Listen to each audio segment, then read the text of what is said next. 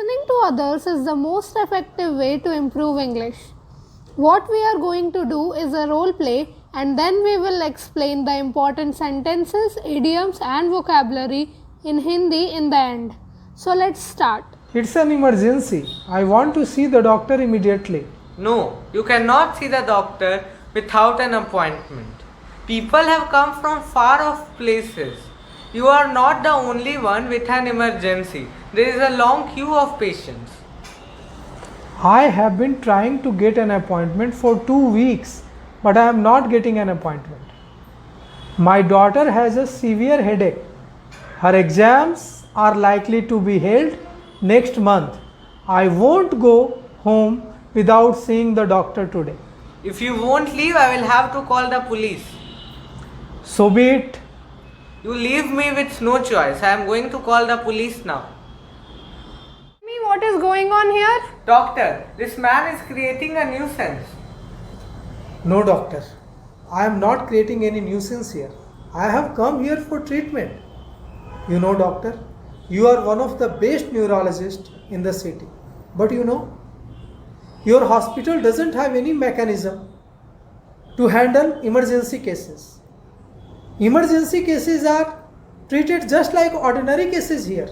There is no way to see you, even if there is an emergency. How could you jump to conclusion that all others' cases are not an emergency? Look at him, he is suffering from migraine. She is suffering from a loss of sensation.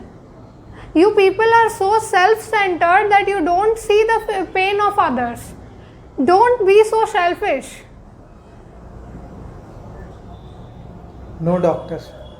I think you are mistaken. It's not about me. It's about my daughter. My daughter has been suffering from severe headache. She has not been eating anything lately. It's very difficult to see her in pain. I wish you could understand the feeling of a father. Anyway, it's true. Everybody is in pain here. Sorry for disturbing you. It's okay, don't lose your heart. Get her here, I will get her treated. Thank you, thanks a turn. तो अब समय है questions and answers का। शुरुआत करते हैं jump to the conclusion से। यह बहुत ही काम का वाक्य है। घर हो या ऑफिस, हर जगह इसका इस्तेमाल होता है। जंप टू कंक्लूजन का मतलब होता है बिना पूरी जानकारी के किसी निष्कर्ष पर पहुंच जाना या फिर जल्दबाजी में किसी चीज़ या किसी व्यक्ति के बारे में कोई राय बना लेना। तो अगर कोई आधी अधूरी जानकारी के आधार पर कोई बात कह रहा है तो आप किसी को कह सकते हैं कि डोंट जंप टू कंक्लूजन्स। आप चाहे तो इसमें द लगा सकते हैं या फिर बिना द के भी बोल सकते हैं। जैसे आप कह सकते हैं don't jump to conclusions, they are just friends.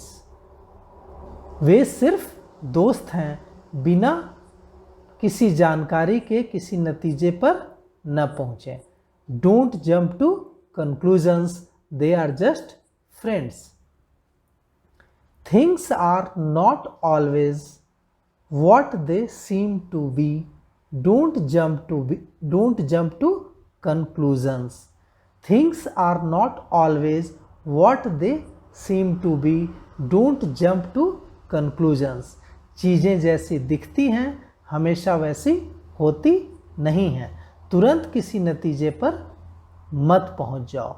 आप इसका इस्तेमाल यूं भी कर सकते हैं, I found this in your purse, but before I jump to conclusion, I want to talk to you first. मुझे आपके पर्स में यह चीज़ मिली है, पर किसी निष्कर्ष पर पहुंचने से पहले मैं आपसे बात करना चाहता हूं। I found this in your purse, but before I jump to conclusion, I want to talk to you first. I am tired of you. Why do you always jump to conclusions? मैं आपसे तंग आ गया हूँ, आप क्यों हमेशा बिना अच्छी तरह जाने समझे किसी नतीजे पर पहुँच जाते हैं। I am tired of you. Why do you always jump to conclusions? Forgive me. I should not be jumping to conclusions. मुझे माफ़ कर दीजिए, मुझे बिना जाने समझे किसी निष्कर्ष पर नहीं पहुंचना चाहिए था। Forgive me, I should not be jumping to conclusions. अब बात करते हैं I think you are mistaken. I think you are mistaken के बारे में। इसका मतलब है मुझे लगता है कि आपको गलतफहमी हो गई है, या मुझे लगता है कि आपने गलत समझ लिया है। I think you are mistaken. आप इसका प्रयोग इस रूप में भी कर सकते हैं कि आई think you have mistaken me for someone else. मुझे ऐसा लगता है कि आपने मुझे कोई और व्यक्ति समझ लिया। अब बात करते हैं exam is likely to be held next month. इसकी पूरी संभावना है कि परीक्षा अगले महीने होगी। इसका भी बहुत इस्तेमाल होता है। जैसे आप कह सकते हैं कि the leader is likely to be arrested, वह नेता गिरफ्तार होने वाला है। Train service is likely to be resumed, train जल्द ही फिर से चलने लगेगी। किसी चीज़ के होने की बहुत अधिक संभावना होती है तो आप लाइकली टू का इस्तेमाल कर सकते हैं। आप ऐसे भी कह सकते हैं कि it's likely to rain tomorrow, it's likely to rain tomorrow, कल बारिश होने की संभावना है। अगर आप कहेंगे कि it's unlikely to rain tomorrow, मतलब कल बारिश होने की संभावना नहीं है। अब बात करते हैं so be it. So be it.